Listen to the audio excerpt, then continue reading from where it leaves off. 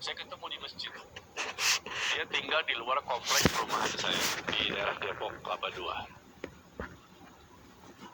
Ketemu di masjid biasa, assalamualaikum, waalaikumsalam, warahmatullah, assalamualaikum, waalaikumsalam, warahmatullah. Dan saya sering kali berada di samping beliau ketika sholat Kelapa II.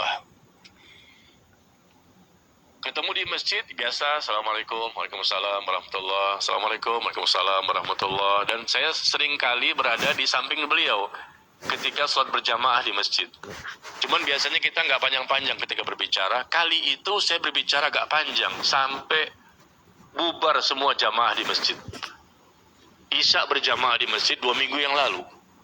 2 minggu yang lalu hari Jumat, ba'da Isya, sampai semua jamaah sudah selesai, tinggal kita berdua berdiri sama-sama. Bapak itu usianya 84 tahun. Saya tanya, Pak, Bapak tinggal di mana? Ya, di luar komplek ini, Pak, di situ. Oh, Bapak usianya berapa? 84. Kok nggak ditemani sama anaknya? Anak saya sudah nikah semua, Pak Ustadz. Oh, berapa anaknya?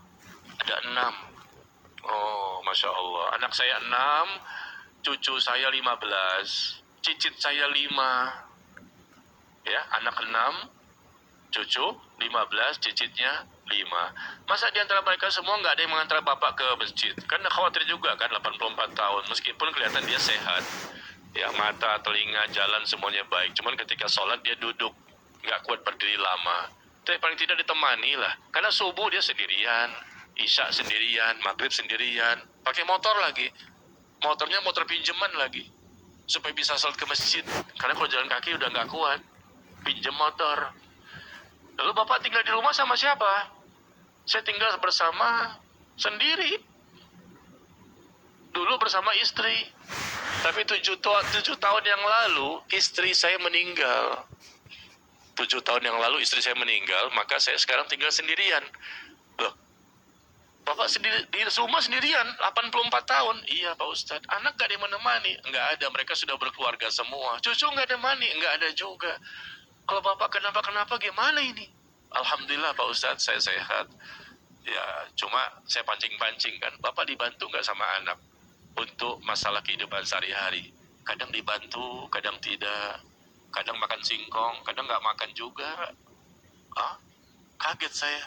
Yang benar Pak. Iya, semenjak istri saya meninggal 7 tahun yang lalu, saya dibuang oleh anak saya.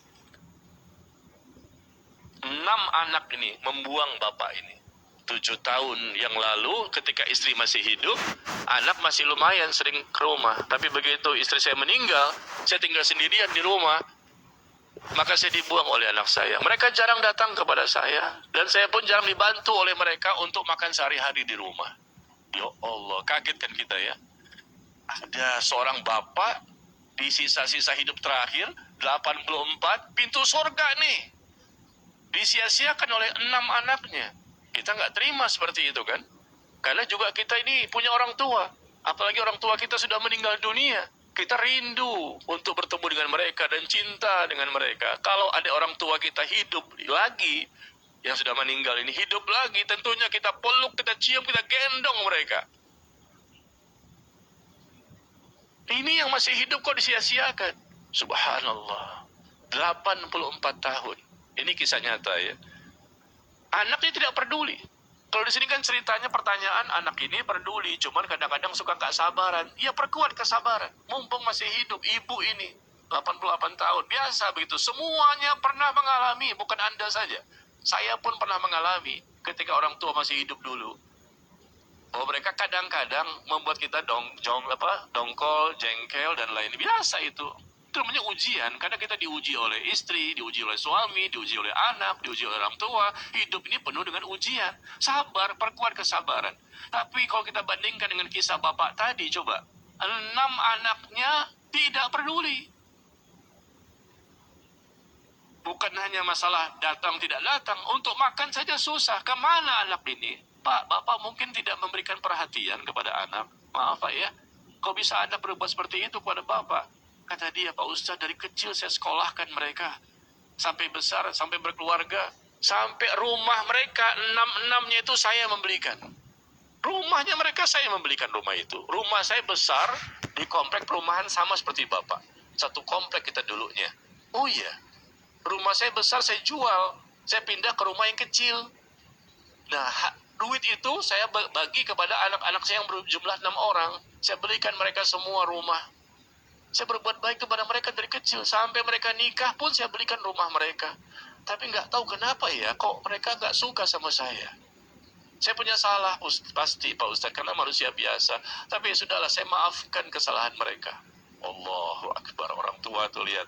Saya maafkan semua kesalahan mereka, meskipun mereka jarang ingat kepada saya. Bahkan ada anak nomor 4, perempuan, udah 3 tahun gak mau datang. Lebaran pun gak datang. Padahal rumahnya depan.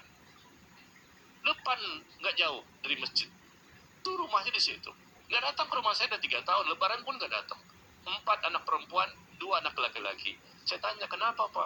Anak Bapak yang perempuan nomor 4 gak mau datang ketika Lebaran pun gak datang udah 3 tahun. Kata dia marah kepada saya karena saya ingin menjual rumah saya yang ada saat ini, yang kecil, tinggal sedikit itu. Cuma 3,5 meter kali 8. Rumahnya kayak kos-kosan, tinggal sendirian. Saya datang ke rumahnya, penasaran, seminggu yang lalu. Rumahnya kecil kayak kos-kosan sendirian, kipas, panas banget, luar biasa. Masuk langsung blong, kamar tidur sama WC-nya. Tinggal sendirian, subhanallah. Anak, padahal kalau anak ini masing-masing 250.000 aja ya, kalikan 6 berapa? 1,5 juta sebulan. Cukup lah untuk bapak ini. 2,5. Apalagi mereka bisa ngasih 500.000 per bulan. Tapi ternyata kadang ngasih, kadang tidak. Itu mah sedih jadinya. Biar bagaimanapun anak itu kan hasil dari orang tua juga. Mereka hidup dari mana dulunya? Ini bapak loh, bukan berarti boleh disia-siakan. Apalagi ibumu. Lebih daripada bapak. Orang yang lebih berhak untuk mendapatkan kebaikan dari kita.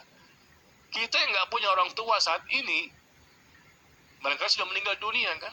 Kalau mereka andai kata hidup kembali, saya katakan, wah langsung kita peluk, kita cium, kita gendong. Kenapa? Karena rindu. Kita berasa banget itu kalau sudah tidak punya. Baru kita berasa banget dengan orang tua itu. Bukan main, rindu dan cintanya itu keluar begitu besar. Tapi begitu mereka masih hidup kayaknya biasa-biasa aja. Nanti ketika tidak ada baru kita menyesal. Maka jangan sampai menyesal nanti. Nyesal di dunia, nyesal di akhirat. Perkuat kesabaran. Ini orangnya lebih, yang saya ceritakan tadi bapak tadi, lebih parah ujian yang dia terima. Anaknya tidak mengurusnya. Padahal anak dia paling bontot, nomor 6 tuh perempuan, tinggalnya di samping rumah dia.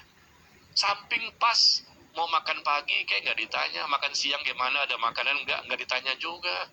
Ya sudah masing-masing aja. Jarang juga datang ke sebelah doang, tapi jarang. Saya katakan seburuk-buruk kesalahan bapak apa sih? Tetap saja anak itu wajib untuk berbakti kalau memang ada kesalahan. Jangan dendam kepada orang tua. Ini akhlak loh. Mungkin mereka sholat barangkali. Sholatnya nggak diterima oleh Allah. Doanya nggak akan dikabulkan oleh Allah. Taubatnya nggak diterima oleh Allah. Kenapa? Karena mereka durhaka sama orang tua. Orang yang durhaka sama orang tua, kata Rasulullah SAW, maka ibadahnya nggak diterima. Yang wajib maupun yang sunnah. Doa-doanya pun tidak akan dikabulkan. Di akhirat jelas mendapatkan siksa. Durhaka sama orang tua itu dibalas di dunia. Cash, tunai, kontan sebelum nanti di akhirat. Yang menunggu sampai di akhir, di dunia akan dibalas.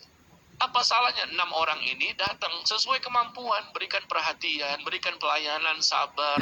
Ternyata bapak ini enak ketika bergaul dengan saya, bicaranya bagus. Dia juga bingung, apa salah saya ya? Kalaupun dia punya salah, ya sudah maafkan. Kamu kan dari mana asalnya? Rumah kamu juga semua dibelikan sama bapak. Kamu dari kecil juga sekolah dari bapak, sampai besar, sampai kuliah, sampai bekerja, dari bapak semua. Kalaupun ada kesalahan bapak, apa sih? Ya sudah maafkan. Bapaknya saja mengatakan, saya maafkan semua kesalahan anak saya, Pak Ustadz. Saya doakan mereka supaya mereka semakin dekat ke agama. Ya, jadi ini cerita tersampaikan akibat dari pertanyaan ini. Jadi cuma ibu 88 tahun sudah sepuh, ini 84. Ya sudahlah, saat-saat terakhir ya kita bersama mereka, maka jangan sampai kita melakukan perilaku-perilaku yang bisa mendatangkan murka Allah. Karena ridhonya Allah ada pada ridhonya orang tua, dan murkanya Allah ada pada murkanya orang tua.